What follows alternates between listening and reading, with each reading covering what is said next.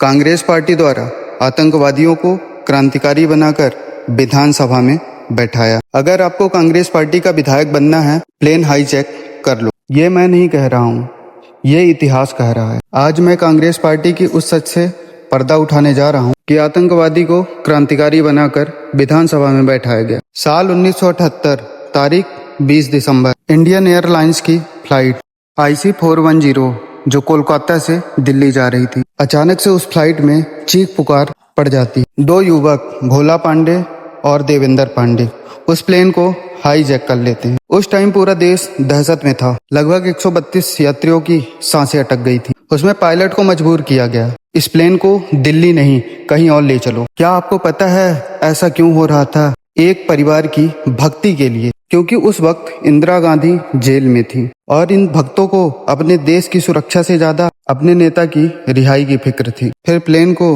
वाराणसी के एयरपोर्ट पे उतारा गया। फिर घंटों तक हाई वोल्टेज ड्रामा चला और पूरे सिस्टम को घुटने पे लाके रख दिया था। इन आतंकवादियों की मांग ये थी कि इंदिरा गांधी को जेल से बाहर करो और संजय गांधी का केस वापस लो। ये सब खेल यहीं तक नहीं रुका और उन लोगों ने ये भी बोला कि जो इस टाइम की सरकार है वो इस्तीफा दे। सवाल ये है कि इंदिरा गांधी को रिहा करने के लिए प्लेन हाईजैक कर लिया गया, सैकड़ों मासूमों की जान दांव पे लगा दी गई सिर्फ इंदिरा गांधी को बाहर निकलवाने के लिए। आप ये भी सोच रहे हो जो ये आतंकवादी इतना गंदा काम किए हैं शायद उनको उम्र कैद हो?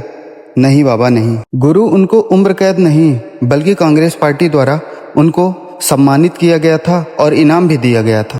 और जैसे ही 1980 में कांग्रेस की सरकार आई, वैसे ही दोनों आतंकवादियों के सारे गुनाह माफ कर दिए गए। सबसे बड़ा झटका तब लगा जब कांग्रेस पार्टी ने इन दोनों आतंकवादियों को कांग्रेस पार्टी ने विधायक का टिकट थमा दिया था। कल तक जो कानून तोड़ रहे थे वो अब विधानसभा में बैठ के कानून बनाने लगे। उसके बाद आतंकवादी भोला पांडे विधायक बन गए और बार बार चुनाव लड़ते गए। ये है कांग्रेस पार्टी का असली चेहरा। ये वो लोग हैं जो राजनीति का अपराधीकरण उस दौर में शुरू किया जब लोग इन्हें पवित्र मानते थे और आज कोई सड़क जाम कर दे उसे तुरंत जेल भेज दिया जाता है। और इन आतंकवादियों के लिए प्लेन हाईजैक करना भी पार्टी की सेवा थी। शर्म आती है कांग्रेस के बारे में ये सोचकर, जिन कुर्सी पर महापुरुष बैठते थे वहां कांग्रेस पार्टी ने आतंकवादियों को बैठाया। अगली बार जब कांग्रेस वाले संविधान को बचाने की बात कहें तो उनसे एक सवाल जरूर पूछना कि क्या संविधान में प्लेन हाईजैक करने वाले को विधायक बनाया जाता है? इस चीज से हमें ये भी सीखने को मिलती है